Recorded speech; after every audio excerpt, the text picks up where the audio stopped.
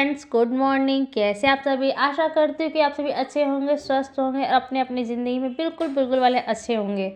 तो जैसा कि हम जानते हैं कि सर्दियों का टाइम चल चुका है, सर्दियों के महीने आ चुके हैं और पड़ रही है दिल्ली में हल्की हल्की कोहरे जैसे मौसम।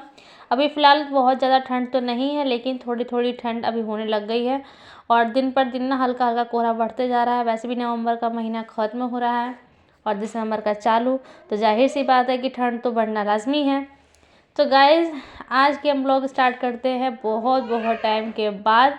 करीबन मैं 1 या 1.5 महीने के बाद मैं ब्लॉग बना रही हूँ। बहुत टाइम हो चुके हैं और ना आज मन किया ब्लॉगिंग करने का और अपना डेली रूटीन शेयर करने के लिए, क्योंकि मैंने ब्लॉगिंग कम से कम 1 महीना करीब तो हो ही गया होगा पक्का ब्लॉग बनाने के लिए। और मैंने ना इस ब्लॉग में आपसे ढेर सारी बातें शेयर करूँगी, ढेर सारी बातें आपको बताऊँगी क्या है नहीं है। तो फिलहाल चलते अपनी ब्लॉगिंग को स्टार्ट करते हैं मॉर्निंग वाले के साथ। और ये देख सकते हैं सुबह का टाइम है ये, और मैं उठ चुकी हूँ। करीबन में टाइम हो रहा था 7:30 और मैं उठी थी तो मैं फ़्रेश हुई। इसके बाद से मैं आई कमरे में और फिर जल्दी से ब्लॉगिंग अपनी स्टार्ट कर दी। देख सकते हैं स्वेटर वाटर पहन ली क्योंकि मैं बाहर निकली तो हल्का सा ना एकदम हवा सा बह रहा था। फिर मैंने दुपट्टा भी डाल लिया सर पे। पहले मैंने स्वेटर पहना था लेकिन ना हल्की हल्की ठंडी सी लग रही थी, देख सकते हैं। और ना यहाँ खिड़की पे कोहरा सा भी आ रहा था। और मेरे बाबू और हस्बैंड जी सो रहे हैं, अभी उठ गए हैं लेकिन लेटे हुए हैं। वो अभी ड्यूटी जाने के लिए अब तैयार होंगे। तो देख सकते हैं मैं अपने लग गई हूँ डेली रूटीन वाले काम पे। और ब्लॉगिंग का मैं आपको बता दूँ, मुझे करीबन से 1 महीना हुआ है और ना बिल्कुल भी समय नहीं मिल पाता है गाइस। वैसे कौन कहने जा रहा है कि हमें बनाना है नहीं बनाना है, हमारी मजबूरी ये भी ऐसी नहीं है, अपना शौक़ है, बनाएंगे जब मन करेगा, नहीं बनाएंगे क्या है कि कौन सा चैनल मोनेटाइज होकर के रोकड़ा कमाना है यहाँ पर है। तो पता नहीं कब क्या होगा नहीं होगा, लेकिन अपनी जो ज़िंदगी है अपने काम उसको छोड़ नहीं दूँगी इस वीडियो के चक्कर में। जो मेरे चीज़ें हैं वो मेरे सबसे मोस्ट इम्पोर्टेंट पहले है। तो जब टाइम मिलेगा तो बनाऊँगी, जब टाइम नहीं मिलेगा नहीं बनाऊँगी। तो बस मेरा कुछ ऐसा ही हाल है। तो मैंने 1 महीने बाद ब्लॉगिंग स्टार्ट की और जो है ना 4 बार बोल चुकी इस बात को मैं, सॉरी। तो गाइज़, सबसे पहले मैं स्टार्ट होती है फर्स्ट वाले सबसे ऊपर वाले फ्लोर से। वहाँ से झाड़ू लगाते लगाते मेरा हो जाता है इतना सारा टाइम, 1 डेढ़ 2 घंटा तो बज ही जाता है। क्योंकि मेरी जो आदत है ना क्लीनिंग करने की, ऐसे नहीं कि बस झाड़ू मारा फट फट फट लगा दिए। मेरे को ना हर चीज़ जो जगह पर है ना वैसे चाहिए होता है। मेरे साथ पता नहीं क्या प्रॉब्लम है, कोई सामान जो जगह टिकी नहीं रहती ना तो मुझे अच्छा नहीं लगता। मैं अब कंटिन्यू अपना काम करती रहती हूँ, जो जहाँ सामान है वैसे। तो देख सकते हैं मौसम ठंडे की वजह से ना कपड़े भी नहीं सूख रहे। मेरी बेटी के इतने सारे कपड़े लाइन से लगे हुए हैं और क्या है जैसे आज मैं धोऊंगी ना तो कल तक सूखेगा, आज के आज ही नहीं सूखेगा, ऐसा हाल हो गया। तो मैंने एक दिन पहले धोया और अगले दिन सुबह देखिए 11 बजे करीब में धूप यहाँ कड़क हो जाएगी, तब थोड़े इसको जो ओस पड़ा होगा ना रात भर का तो सूख जाएगा, इसके बाद मैं हटा लूँगी। तो देख सकते हैं और आजकल ना मौसम की वजह से ना बाबू भी बाथरूम बहुत ज़्यादा एक्स्ट्रा होने लग गया है। सर्दी है तो, और मेरी है कि मैं डायपर वगैरह उतना नहीं पहनाती हूँ। और इतना डायपर भी आजकल इतने महंगे महंगे हो गए ना कि क्या बताएं। तो मेरे को कहीं जाना होता है कुछ तो तब मैं अपनी बेटी को डायपर पहनाती हूँ, अदरवाइज़ मैं उतना अवॉइड करती हूँ। डायपर उतना कंटिन्यू करना भी नहीं चाहिए। तो देश और कामचोर होते हैं ना वो डायपर पहनाए ताकि इसे बच्चों को ना मतलब बाथरूम वगैरह का ज़्यादा दिक्कत ना हो उन लोगों को। लेकिन इससे क्या होता है बच्चों को ना तकलीफ़ हो जाती है। ज़्यादा डायपर वगैरह नहीं पहनाना चाहिए। हाँ, कभी कभार के लिए ठीक है लेकिन हमेशा के लिए नहीं। तो मैं बाबू को देख सकते हैं, अगर मैं डायपर वगैरह पहनाती ना 2-3 टाइम तो मेरे बाबू के कच्छों की लाइन इतनी लगी नहीं होती है। तो मैं तो खैर डायपर अवॉइड करती हूँ और कभी कभी यूज़ करती हूँ सिर्फ आने जाने ट्रैवल वगैरह के लिए, वरना तो नहीं। तो देख सकते हैं गाइस, कमरे क्लीन करने के बाद मैं छत को क्लीन करने आ गई थी और ना देख सकते हैं हाल, छत तो मेरा हो चुका है। इस पर ना फर्श अभी मतलब पक्का नहीं किया हुआ है, तो ना कोई भी जो जहाँ सामान अगर कुछ गिरता है ना तो वहीं का वहीं रुक जाता है, मतलब क्लीन से झाड़ू नहीं लग पाती है। तो मैंने गाइस पौधों में डाले हुए थे पानी 1 दिन पहले, लेकिन अभी नमी है मिट्टी में, मतलब पानी की भी ज़रूरत नहीं है। जब मुझे लगता है कि हाँ सूख रहे तब डाल देती। वैसे मैं डेली कंटिन्यू 11-12 बजे करीब जब मैं नहा धो के आती ना उस टाइम तक ये थोड़े सूख रहे होते हैं, तब इन पौधों में पानी डाल, वरना मैं दोपहर तक ना एक बार पानी ज़रूर डाल देती हूँ ताकि पूरा दिन इसका चलता रहता है। देख सकते हैं ये जो है ना सेम का पेड़ है और देखिए कितना बड़ा हो गया, मतलब आगे इसको एरिया नहीं मिल रहा फैलने का, वरना जितना भी है मतलब काफ़ी दूर तक फैल गया है। और इस पर ना 2-3 कलियाँ भी निकली हुई थी तो उससे हमने सब्जी में डाल के खा गए थे। देख सकते हैं जो पौधा है सब अभी हरा भरा है क्योंकि मैं इसमें डेली पानी डालते रहती हूँ, डालना भी चाहिए। और क्या है ना हमारे छत पर भी गिलहरी आ गई है, तो मैं कल सोच रही हूँ ना कटोरी में पानी रख के रख दूँ क्योंकि उसको प्यास लगता है, क्योंकि ना हमारे यहाँ छत पर टोटी लगी हुई है, तो वहाँ जो पानी फर्श पे गिर जाता है सूखता नहीं, वो आके डेली पीती है। तो मैंने ध्यान नहीं दिया, लेकिन अब मैं सोच रही हूँ ना, मैंने कल देखा था कि गिलहरी नीचे पानी पी रही थी, पानी गिरा हुआ था। तो फिर मैंने सोच रही ना कल कटोरा में पानी रख दूँगी उसके लिए, ताकि चिड़िया वगैरह भी पी ले और गिलहरी भी जो डेली आती है हमारे छत पे वो भी पानी पिए। तो देख सकते हैं गाइज, मैं ऊपर छत का क्लीन करके, ये है मेरी देवरानी का फ्लोर। और ना जैसे कि आपको बताया, मौसम ठंड की वजह से कपड़े बिल्कुल भी नहीं सूख रहे हैं। उसके भी 2 बच्चे हैं, मेरे पास भी एक बेटी है, बिल्कुल भी तीनों बच्चों के कपड़े इतने ज़्यादा हो जा रहे हैं ना सर्दी की वजह से, कुछ भी सूखने का नाम नहीं ले रहा है। तो मैं यहाँ झाड़ू लगा रही हूँ और ऊपर की सफाई करके आई हूँ। अभी तो देखते जाइए मेरी झाड़ुओं का एंडिंग कहाँ तक होगा कि नहीं होगा, कहाँ तक चलेगा। मतलब घर ना हो तो दिक्कत, घर हो तो दिक्कत, मतलब काम जितना बड़ा घर उतना ही बड़ा काम भी होता है। तो हमारे घर के प्लस्तर पे अवॉइड करिएगा, मतलब जब भविष्य में घर नहीं था तो घर बन गया, प्लस्तर भी जब होना होगा तो वो उस टाइम हो ही जाएगा। तो गाय देख सकते हैं झाड़ू मारते मारते एकदम बैंड बज जाती है। लेकिन पता है इससे सबसे अच्छा बेनिफिट क्या है, मेरा जो पहले का जो वीडियो देखिएगा ना, ब्लॉग देखिएगा, मतलब इतना ज़्यादा मेरा वेट हो रखा था ना, वेट से ज़्यादा मेरा पेट हो रखा था। और मैं वीडियो में कहती थी मतलब मैं क्या करूँ, ऐसा क्या ना करूँ जो 10 सालों में भी नहीं हो पाया, वो ना इन मतलब ऊपर नीचे की चढ़ाई ने मेरा कर दिया। मतलब मेरी इतनी एक्सरसाइज हो जाती है ना, छत से लेकर जिधर कोई सामान रह गया, कभी कभी चप्पल लेके आना है, कभी पानी की बोतल लेके जानी है, कभी खाना ऊपर पहुंचाना है, कभी कुछ है। मेरा फ्लोर भी ऊपर की तरफ है, और फिर छत पे कपड़े लेके जाओ। फिर बच्चे क्या होते हैं आजकल मौसम की वजह से सुसु वगैरह ज़्यादा कर देते हैं, तो फिर उसके सारे बिस्तर वगैरह सारे ऊपर लेके जाओ, फिर नीचे लेके आओ। मतलब इस सब एक्सरसाइज में ना मतलब क्या होता है, वेट मेरा एकदम घट गया है, ऊपर से वेट से ज़्यादा मेरा पेट गल गया है। मुझे जितने भी लोग यहाँ से, मैं मायके में भी गई थी छठ के टाइम पे, तो सब कह रहे कितनी पतली हो गई है, और घर पे भी सब कह रहे थे कितनी पतली हो गई। ये सुन के मुझे बिल्कुल दुख तो नहीं, खुशी ज़्यादा हो रही थी कि हाँ पतली का तो पता नहीं, लेकिन मेरा पेट जरूर कम हो रहा है, उससे मुझे ज़्यादा अच्छा लग रहा है। क्योंकि मेरा फेस है ना पहले थोड़ा सा मतलब थोड़ा उभरा हुआ था, लेकिन उसके साथ साथ ना मेरा फेस भी एकदम पतला पतला हो गया। एकदम मेरे हस्बैंड भी कह रहे थे तुम कमज़ोर हो गई हो। मेरा कमज़ोर तो पता नहीं, एनर्जी डबल हो गई है शायद लेकिन मुझे इससे बुरा नहीं लग रहा, लेकिन अच्छा ही लग रहा है।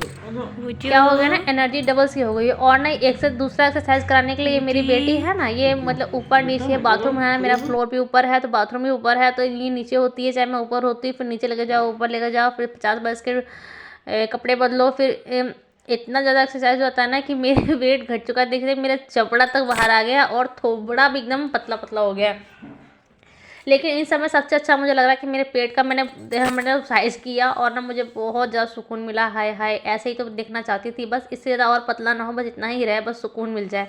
तो देख सकते हैं गाइस, मेरी जो बेटी है ना उठ चुकी है, और मैं एक लंबी सी स्टोरी को छोटी तरह से बताना चाहती हूँ कि आप मेरी ब्लॉगिंग को देखते हैं जो लोग, मैंने पहले कभी शेयर नहीं किया, और मुझे समझ नहीं आ रहा मुझे इस बात को शेयर करना चाहिए न चाहिए, पर्सनल चीज़ है। लेकिन जब मैं वीडियो में आई हूँ और ना आप लोगों की फैमिली बनाई है, तो मैं अपनी ज़िंदगी की बात शेयर करना चाहती हूँ इस ब्लॉग के माध्यम से। कि क्या है कि जैसा कि मेरी वीडियो में लोग देखते हैं, पहले मुझे बेबी नहीं था, यानी बच्चा नहीं था। यहाँ जी ये सच्चाई है। मुझे 10 सालों, अभी 10 साल नहीं हुए, 9 साल तो हो चुके हैं, लेकिन अभी तक मुझे कोई बेबी नहीं हुआ है। और हमने बहुत ट्राई किया और हॉस्पिटल के भी चक्कर लगाए। मैंने आईवीएफ भी करवाया हुआ है, 2 बार मेरे आईवीएफ हो चुके हैं, दोनों फेल हो गए हैं। तो फेल हो जाने के बाद में मेरी आईवीएफ की ट्रीटमेंट चली, और ना हमने दिल्ली एम्स से हॉस्पिटल कराया। मैं मतलब एम्स से तो कराया, मतलब बहुतों के वहाँ हुए, बहुतों के नहीं हुए। अब क्या कह सकते हैं, बस किस्मत की मार है कि किसी के हुए भी है, ये भी नहीं कह सकते कि नहीं होते हैं, होते भी हैं, नहीं भी होते, बस हमारी बैड लक थी जो नहीं हो पाया। हमने उम्मीद छोड़ दी, और बिल्कुल उम्मीद ख़त्म होने के बाद में ये लड़की मेरी ज़िंदगी में आई, जो मैंने कभी सोचा भी नहीं था ना। इसको मतलब सोचा ही नहीं, कहता ना छप्पड़ फाड़ के भगवान देता है, और जो बिना मांगे मिल जाता है वो दुआ बस मुझे लड़की मिली हुई है। जब मैंने इतना दिन रात मांगा भगवान से, इतनी हमने मेहनत की, इतनी भाग दौड़ की, तब भी कुछ नहीं हुआ। और जब हमने हार मान ली, बस उम्मीद छोड़ दी, इसके बाद ये लड़की ने मेरी ज़िंदगी में आई है। मतलब हमें ना एक ज़िंदगी में जीने का रास्ता दिखाया है इस लड़की ने, यानी मेरी बेटी ने। और क्या बोल सकते हैं, मतलब मेरे को अभी ना बोलते बोलते भी बहुत ज़्यादा वो हो रहा है। मतलब हम ना उम्मीद होता है ना कि आप हर तरह के हार चुके होते हो, फिर समझ नहीं आता कि अब क्या बचा ज़िंदगी में, क्यों जीना है, किस लिए नहीं। और ये कोई छोटी बात तो है नहीं, बच्चों को लेकर के हम समझ नहीं आता क्यों कमा रहे हैं, क्यों ज़िंदगी में है, क्यों भगवान हमें ऐसे भेजा है। मतलब ऐसी ऐसी चीज़ें हो गई थी ना कि हम बिल्कुल उम्मीद हार चुके थे। तब ये लड़की ने मेरी एंट्री की मेरी ज़िंदगी में। तो बस जब एंट्री भी की थी ना, लेकिन उस टाइम सोचा नहीं था कि सच में मेरी मतलब मेरी ज़िंदगी में आ जाएगी, ये तो सोचा ही नहीं था। तो मैं आपको बता दूँ बाबू की कहानी क्यों, फिर आप सोच रहे होंगे कि फिर ये कैसे आई, क्यों, क्या ये। तो तो मैं आपको बता दूं कि मैं कोई सस्पेंस रखूँगी, यहाँ पे कोई मेरे व्यूवर्स नहीं बैठे हुए हैं मेरे बातों के इंतज़ार के लिए। तो मैं अपनी वीडियो में ही सब सारी बातें आपसे शेयर करूँगी। तो क्या हुआ है कि मेरी आई छोटी देवरानी, मेरे हस्बैंड के 3 भाई हैं। मैं, हाँ जी, मैं आपको सारे वीडियोज़ में बात बता रही हूँ और मेरे को बता भी रही हूँ, और ये भी मुझे पता है मेरे रिश्तेदार सब देखेंगे, सुनेंगे, और उन सबको जिनको नहीं है उनको ही पता चलेगा। लेकिन मुझे इस बात से कोई घबराहट नहीं है। जब दुनिया में औलाद नहीं थी, सब ताने मार के बताते थे। तो आज भगवान की किस्मत की मुझे बेटी मिली है, तो मैं सबसे छुपाऊँ क्यों, सब कुछ बताऊँगी। हाँ हाँ, मेरी बेटी है, और कैसे क्या है तो वो भी मैं आपसे शेयर करूँगी। तो गाइस मेरी देवरानी है, तो उसके 3 बच्चे हैं, जिसमें से सबसे छोटी वाली लड़की है। तो उसमें उसके 2 बेटी और 1 बेटा है, जिसमें से ये मैंने छोटी वाली लड़की को अपने पास रखा है। तो सिचुएशन क्या हुआ था वो भी मैं आपको बता दूँ। मतलब बिल्कुल ये ना मुझे एकदम किस्मत से, सोचा ना कि हमने नहीं सोचा होता है, बस वो हो जाता है। तो बस ये हो गया था मेरे साथ, और ये कैसे मेरी लाइफ में आई तो वो भी आपसे मैं शेयर करती चलूँगी। क्या हुआ कि मुझे जाना था घर पे, छठ छठ से पहले मुझे घर जाना था, क्योंकि हमारे घर का काम चल रहा था। तो उस टाइम मेरी मम्मी की तबीयत ख़राब थी, तो मैं जा नहीं पाई थी। तो मेरे घर का काम हो गया, इसके बाद ना फिर मैं फुर्सत में मतलब घर जा रही थी कुछ टाइम रहने के लिए। उस टाइम उसका मैं आपको बता दूँ, मेरे देवरानी की 4th बेबी होने वाला है, मतलब प्रेग्नेंट है अभी इस टाइम। तो क्या हुआ, मतलब हमने वही कहा कि इस ज़माने में इस कम उम्र में इतने सारे मतलब बच्चे, और बच्चों का एडमिशन भी नहीं हुआ है, भविष्य ख़राब हो सकता है। हाँ, और हमारी भी कुछ ऐसी कंडीशन थी, मतलब ये कि क्या बोल सकते हैं। वैसे मेरे देवर देवरानी ने मुझे ये सजेशन दिया था और कहा भी था कि बाबू को गोद लेने के लिए, लेकिन मेरे दिमाग में उस टाइम ये बात थी नहीं ना। मैंने कभी सोचा था कि मैं कभी किसी बच्चे को ऐसे ले सकती हूँ, कभी सोचा ही नहीं था। तो ऐसे ना ऐसे भगवान की किस्मत हुई कि मैं घर जा रही थी और ना मेरी देवरानी प्रेग्नेंट थी। तो क्या हुआ कि ऊपर से फिर घर का काम होता ढेर सारे, और फिर उसमें छोटा बच्चा संभालना। जो मेरी बेटी भी है वो सबसे छोटी बेटी है उसकी होती, तो उस घर संभालना। तो उस टाइम फिर मम्मी सब ने और मेरे हस्बैंड ने भी घर कहा कि हाँ, मतलब ऐसे ही मजाक मजाक में कहा कि हाँ तुम इसको ठीक है लेते जाओ, हाँ मम्मी खिलाना है। तो मैंने कहा नहीं नहीं, कैसे रह पाएगी। हाँ, मैंने भी हंसी मजाक में बोल दिया हाँ ठीक है ठीक है ठीक है। फिर जब मैं घर जाने लगी ना, तो उसकी माँ जो पहले थी, तो उसने मुझे बोला कि हाँ ले जाने के लिए। मैंने बोला नहीं, रह ही नहीं पाएगी। तो कहला रह जाएगी दीदी, घुमाना खिलाना टीवी वीवी दिखाना या कुछ भी, तो मतलब रह जाती है ये उसके था। लेकिन मैंने कभी नहीं सोचा था कि ये रहेगी ये कुछ भी। तो मैंने उसे ये बोल के भेजा था कि ठीक है, तो फिर मैं जब घर जाऊँगी ना, तो अगर ये रोने लगे कुछ भी तो मैं वापस भिजवा दूँगी। क्योंकि मेरा घर ससुराल का ना ज़्यादा एरिया है नहीं, दूर 1 घंटा का है, क्योंकि मेरा घर है बदरपुर की तरफ, मेरा मायका है छतरपुर। जो दिल्ली में रहते हैं उनको इतना दूरी का पता ही होगा, ज़्यादा दूरी है नहीं। तो मैंने अगर रोएगी ना, तो मैं हस्बैंड को बुला लूँगी, अपने भाई को भेज दूँगी, या फिर मैं खुद ले छोड़ने आ जाऊँगी, तो अगर बच्ची नहीं रही तो। फिर यही कंडीशन हुआ, सब ने मुझे घर में भी कहा ठीक है ले जाओ। फिर मैं कहा चलो ठीक है, इसको मेरी देवरानी को काफ़ी सारे काम भी हो जाएंगे, प्रेग्नेंट भी है, कैसे संभालेगी। तो मैं ले जाती बाबू को, कम से कम उसका मतलब उसकी का परेशानी नहीं होगी संभालने की। और क्या हुआ ना, जब ये आई थी ना गाँव से, तो 1 साल की थी। उस टाइम से मैं इसे अपने खिला रही पिला रही अपने पास ही रखती थी, लेकिन सोती नहीं थी, क्योंकि उस टाइम वो दूध पीती थी। ये वाला कंडीशन हो गया था। तो उस टाइम क्या हुआ, जब जिस टाइम मैं उसको लेके जा रही थी ना, उस टाइम उसकी मम्मी का दूध नहीं हो रहा था, क्योंकि वो 3 मंथ प्रेग्नेंट थी। तो 3 मंथ प्रेग्नेंट थी ना, तो उस टाइम दूध शायद सूख जाता है क्या, क्योंकि मैं तो माँ नहीं बनी तो मुझे नहीं पता। तो उसने बोला क्योंकि बाबू दूध नहीं पीती है, दूध तो होता ही नहीं इस टाइम। तो मैंने कहा चलो ठीक है, ऊपर का दूध भी ये घर में पी लिया करती थी पहले भी, क्योंकि मैं इसे खाना खिलाती थी ना, तो गाय का या भैंस का दूध आता था, तो मैं इसको ऐसे ही खिलाती पिलाती थी, वो पी लेती थी। तो उसी भरोसे में लेके गई, चलो दूध भी पी लेती है, और मेन बात है ना खाना भी खा लेती है। मेन बात तो सबसे पहले यही था कि अगर दूध पे अगर रहती ना, तो बिल्कुल नहीं ले जा पाती। वो खाना भी अच्छे दाल चावल रोटी सब्जी जो भी घर में बनता है ना, वो खा लेती है। तो ये वाली कंडीशन आ गई थी, तो हमने खाना वो खा लेती थी, इसलिए मैं उसे लेके चली गई। मैंने उसे बोला कि ठीक है, अगर रोएगी ना तो मैं भिजवा दूँगी, तो बोली ठीक है। तो जब रहने लगी, तो फिर क्या हो गया, 2-4 दिन तो मैंने कहाँ कैसे वो संभाला वहाँ पे, तो वो तो मैं आपसे कहीं बाद में बताऊँगी। लेकिन फिर मैं आपको यही बताना चाहूँगी अभी कि हाँ, बस वो रह गई। हफ्ता 2 हफ्ता। इसके बाद में मेरे हस्बैंड को मैंने बोला मतलब ले जाने के लिए, कि उस टाइम ना मन नहीं लगा था, लेकिन फिर उन्होंने, मेरी मम्मी ने बोला कि सच में तू रह पाएगी इसके बिना, क्योंकि धीरे धीरे ना मुझे उसकी आदत लग रही थी, क्योंकि मैंने ना माँ जैसी फीलिंग ना, मतलब क्या बोलूँ, मैंने साथ में खिलाना पिलाना, अपने कंधे पे सुलाना, लोरी गाना, माँ जैसा जो सेवा होता है ना, माँ का जो फ़र्ज़ होता है, काम होता है, वैसी वाली एकदम मैंने ये करने लगे। तो मुझे थोड़ा सा लगा कि सच में कि क्या मैं रह नहीं सकती हूँ। तो फिर क्या हुआ, ऐसे ही रहते रहते ना वो 1 महीने तक रह गई, क्योंकि रोती नहीं थी, उसको ना आदत भी नहीं पड़ी थी। सब मुझे कहते भी थे कि कैसे रहेगी इतनी छोटी बच्ची, क्योंकि जो जो सेवा मिलती है ना, बच्चों से प्यार होता है, जो लाड होता है, जो दिन रात बोलचाल होती है, जो सिखाते हैं, आदत पड़ जाती है। इसके साथ ना कुछ नहीं था, क्योंकि 3rd नंबर की थी, तो जो लाड प्यार था 1st 2nd में ख़त्म हो गया, और 3rd वाले तक ना आते आते थोड़ा कम हो गया। हाँ, जहाँ तक मुझे ना सब फील होता है, शायद गलत भी हूँ सही भी, मुझे नहीं पता।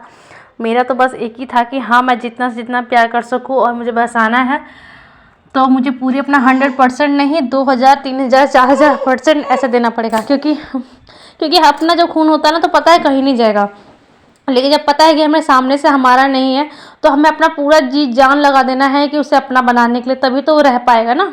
तो बस कुछ ऐसे ही हाल था। तो मैंने 2 महीना करीब में घर पे रही थी मैं, सिर्फ इसकी रीज़न की वजह से, वरना मैं कभी ऐसे रही नहीं हूँ। सिर्फ इसे रखने के लिए मेरे पूरे घर वालों ने भी, मेरे मायके वालों ने कभी मुझे मना नहीं किया। मैंने इस बारे में कोई पूछा नहीं था, पूछा भी शायद नहीं था, बस मैंने बोल दिया था। मेरी मम्मी ने बोला जिस चीज़ में मैं खुश हूँ बस वही वो करेंगी। तो मैंने बता दिया था कि हाँ मैं इसे रखना चाहती हूँ, लेकिन मैं इसे रखना चाहती हूँ, लेकिन घर के माँ बाप जो थे उससे ही पूछना ज़रूरी था। तो उससे पूछा गया बाकायदा, तो उन्होंने हाँ हामी भरी है, हाँ ठीक है, अपनी मर्ज़ी से देने को तैयार है। तो बस इस तरह से कुछ हाल हुआ था। और 2 बच्चे तो उनके थे ही, तीसरा मैं ले रही हूँ और 4th नंबर आने वाला था, कुछ ऐसा था। उनके 4 बच्चे होते, जिनमें से मैंने एक रख लिया। तो ये जो है ना, ये बेटी है, और हम अभी फ़िलहाल ना मैं लीगल तरीके से बाबू को लेने वाली हूँ। जैसे आपको पता है, जो अडॉप्ट वगैरह करवाते हैं तो उनको पता है लीगल तरीके से लेना बहुत ज़रूरी है, वरना बाद में चल के आगे दिक्कतें होती है। तो मैं ऐसा नहीं, मुझे लीगल तरीके से चाहिए ये। तो मैं उसके पेपर वगैरह तैयार करवा रही हूँ, और आधे काम हो चुके हैं, आधे कुछ बचे हुए हैं गाइस। तो देख सकते हैं, ये है मेरी बेटी, और इसका हमने जन्म प्रमाण पत्र वगैरह बनवा लिया है। तो इसमें ना उसका नाम चेंज करवा रहे हैं सब कुछ। तो इसका हमने नाम रखा है राशि। और राशि कैसा लगा आप भी ज़रूर बताइएगा। तो देख सकते हैं मेरी बेटी मेरे साथ चल रही है। तो राशि, और इसका ना राशि रखने का रीज़न क्या था, मतलब पहले इसका नाम ना अंशिका रखा हुआ था। अंशिका मतलब रखा था, सोचा कि क्या रखें नाम चेंज करें। पहले इसका ना निधि था, जिसके माँ बाप ने रखा था, तो हमने वो चेंज कर दिया। मैं निधि कभी कहती ही नहीं थी, मैं प्यार से भुटू भुटू बोलती थी सब दिन से। तो मेरा मन था कि मैं इसका नाम चेंज करके रखूँ। फिर ना इन्होंने मुझे बताया, मेरे हस्बैंड ने, कि अंशिका रखते हैं। तो हम मायके में थी ना, तो अंशिका अंशिका ही बोलते थे हम। लेकिन कभी कभी जो जिसको निधि लगा वो बोला, जिसको बाबू लगा, जिसको अंशिका लगा, जो मतलब होता था बोलते थे। लेकिन अभी इसका फाइनल डिसीजन नहीं हुआ था कि क्या करे क्या ना। फिर मैं अपने ससुराल आई, फिर मेरी सासू माँ ने बोला कि मैं शिखा और मेरी बेटी का नाम ही अंशिका, नहीं वो अच्छा नहीं लग रहा है। तो हमने सोचा कुछ समझ नहीं आ रहा, अभी सब लोग मिलके बताओ क्या नाम रखे ना रखे। फिर मेरे हस्बैंड ने मतलब एक नाम बताया जिसको मना नहीं कर पाए, और मैं भी राजी, सब राजी हो गए। तो वो यही नाम था राशि। और राशि रखने का क्या रीज़न है वो भी आपको बता दूं, कि मेरे हस्बैंड का नाम है राम और मेरा नाम है शिखा। तो राम का रा और शिखा का शी, तो हो गया राशि। तो यही सबसे बड़ा रीज़न था राशि रखने का। तो हमारा वो बेटी का नाम रखा गया है गाइस। इतना फास्ट फास्ट बोल रही हूँ ना, मेरी भी सांस फूलती जा रही है। तो बस यही हुआ है। बस इसी तरीके से मैं आपको बता दूँ, ये मेरी किस्मत में आई है। और सबसे बड़ा टास्क, सबसे बड़ा मतलब क्या बोलूँ, मेरे साथ ये है कि जिससे मैंने लिया है मैं उसी के साथ में रह रही हूँ, क्योंकि ये सबसे बड़ा मतलब होता है ये क्या बोलूँ मैं आपको चीज़, कि जिसकी बेटी है उसी के सामने मुझे दिन रात रखना है, और मुझे अपना 1000% देना है, 2000% देना है, कि मतलब उसके पास ना जाके मेरे पास ठहर जाए ऐसे, और मैं ही उसकी माँ कहलाऊँ। मुझे इतना प्यार देना है कि बस मेरे अलावा किसी को ना पहचान पाए। यही मेरा सबसे बड़ा मकसद है। जिस दिन ये मुझे माँ कहना चालू कर देगी, मुझे समझना चालू कर देगी, समझ लो कि हाँ मेरी थोड़ी सी हल्की सी जीत हुई है। तो बस यही है, मैं अभी इसी कोशिश में लगी हुई। यही रीज़न सबसे बड़ा है कि मैं वीडियो वगैरह को अवॉइड कर रही हूँ, बिल्कुल भी नहीं। मैं सबसे ज़्यादा ध्यान अपने बच्चों पर दे रही हूँ, और तो मैं वीडियो को कम कर रही हूँ और अपनी बेटी पे ज़्यादा ध्यान रख रही हूँ गाइस। तो हमने यही सोच रखा है कि भविष्य में इसके कदम अगर अच्छे हैं या क्या है मुझे नहीं पता। तो बस मैंने सुना है कि अब ये आ गई है, भगवान मुझे एक बेटा दे दे तो मेरी फैमिली कंप्लीट है, और नहीं तो ये तो है ही हमारी ज़िंदगी में खैर।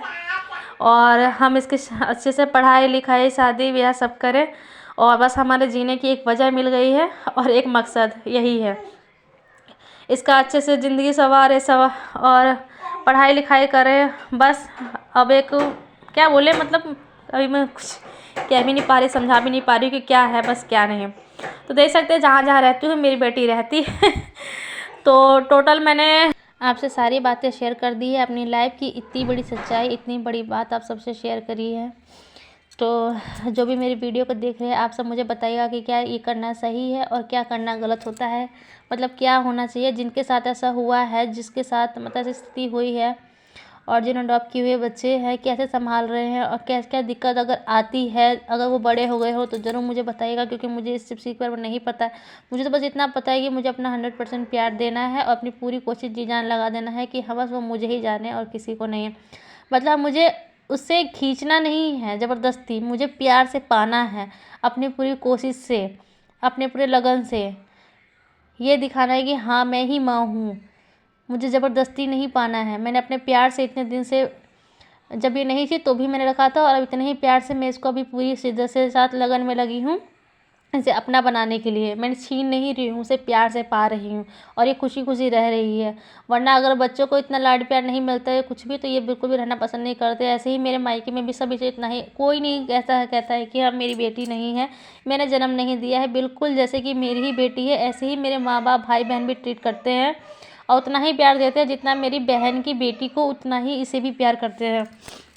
और ये बात किसी से छुपी नहीं, ना मेरे घर वालों से ना मेरे रिश्तेदारों से, उन सबको ही पता चल गया है। जो जो जानते हैं और जो नहीं जानते वो जान ही जाएंगे। तो गाइस ये है हमारी ज़िंदगी, ज़िंदगी की सच्चाई, जो मैंने आज तक कभी अपनी वीडियो में शेयर नहीं किया है, कभी मैंने कुछ भी बताया नहीं है।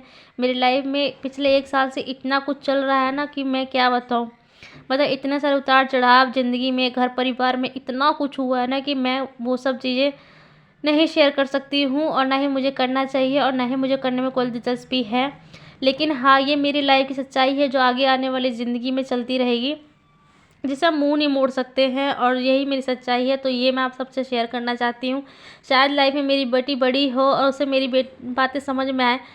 हाँ उसे पता तो ज़रूर चलेगा जब वो बड़ी हो जाएगी, लेकिन अभी तो हमने यही डिसाइड किया उसे अभी हम कुछ नहीं बताएंगे जब तक वो पूरी तरह से हमारी ना हो जाए। हाँ जब वो बड़ी हो जाए, समझदार हो जाएगी, समझने लायक, तो हम उसे मैं और मेरे हस्बैंड से बैठा के सारी बातें शेयर करेंगे, क्यों हमने इसे अपने पास रखा। क्योंकि वो हमसे सवाल करेगी, हमें ये भी पता है, पूछेगी कि हाँ क्यों, किस लिए मुझे दूर किया, ये कुछ भी। तो उसे हम अपनी सारी बातें बताएंगे, समझाएंगे, तो ज़रूर समझेगी, मुझे पूरी आशा है। क्योंकि हमारी परवरिश ही उसे अपना बनाने में मदद करेगी, यही मुझे पूरा यकीन है।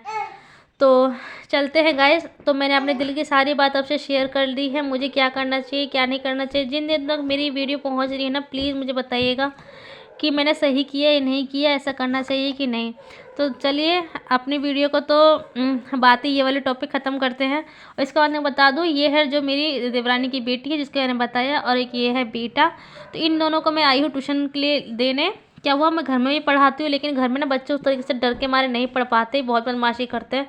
कभी किचन में घुसेंगे, कभी रूम में घुसेंगे, कभी कुछ छेड़ेंगे, कुछ बदमाशी करेंगे। जब तक वो डर ना हो ना तब तक ये कुछ नहीं हो सकता। और डर से ज़्यादा ना क्या है ना कि माहौल मिलना चाहिए। 4 बच्चों के साथ बैठेंगे ना, इनको समझ में आएंगे हाँ पढ़ना होता है। क्योंकि गाँव में रहे हैं तो उनको पता है नहीं उन सब चीज़ों के बारे में। और जब रहने लग जाएंगे, बच्चों के साथ में देखेंगे कॉपी क्या होती है, पेंसिल रबड़ शार्पनर, मतलब एक स्कूल होता है, ट्यूशन नाम की चीज़ होती है, तो उनको कुछ समझ में आएगा। तो ये बहुत ज़रूरी है। तो उन दोनों को मैं छोड़ने आई हूँ। फिर क्या हुआ ना, मैंने अपने सारे दिन के काम तो कर लिए थे। इसके बाद में ना शाम को 3:30 बजे करीब उनको ट्यूशन छोड़ना था। मेरी थोड़ी सी आँख लगे, 3:19 हो गया था है। और इसकी मम्मी को समझ में तो आता है नहीं, इससे उससे ज़्यादा मेरे को टेंशन हो जाता है। मुझे छोड़ने जाना है, लेने जाना है, आंगनवाड़ी छोड़ने जाना है। मैं चिल्ला चिल्ला के थक जाती हूँ। चलो जल्दी रेडी कर दो, आंगनवाड़ी भेजना है, ट्यूशन भेजना है। तो मेरी हल्की सी मैंने अपनी बेटी को सुलाई थी, फिर उसमें बाद में मेरी आंख लग गई लेटे लेटे। ठंड का मौसम है ना, थोड़ा कंबल में लेट गए तो पता नहीं चला। फिर मेरी एकदम से आंख खुली, 3:19 हो गए। फिर फटाफट इन लोगों को मैं लेके गई ट्यूशन। तो उस टाइम मैं वो वीडियो नहीं डाल पाई थी। फिर जब उनको मैं वापस लेने गई थी ना, तब मैं थोड़ी सी वीडियो शेयर करती थी गाइस। तो देख सकते हैं मेरे बच्चे यहाँ मस्त से खेल रहे हैं। शाम का टाइम है, मेरी देवरानी की थोड़ी सी हेल्प हो जाती है, क्योंकि वो खाना पीना बना लेती है तो इतना दिक्कत नहीं होता है। और मैं भी जाती हूँ मदद करवाने के लिए। हम दोनों साथ में मिलकर खाना पीना बनाते हैं, खाते पीते हैं, एंजॉय करते हैं। तो कैसी लगी हमारी फैमिली और कैसी लगी मेरी बातें, अगर अच्छी लगी हो तो लाइक शेयर कमेंट करो। ये रही मेरी बेटी की बातें, तो आप भी सुन लीजिए। लाइक करें, शेयर करें, कमेंट करें। आज के लिए बाय बाय। बाय बेटू, bye bye bye bye bye.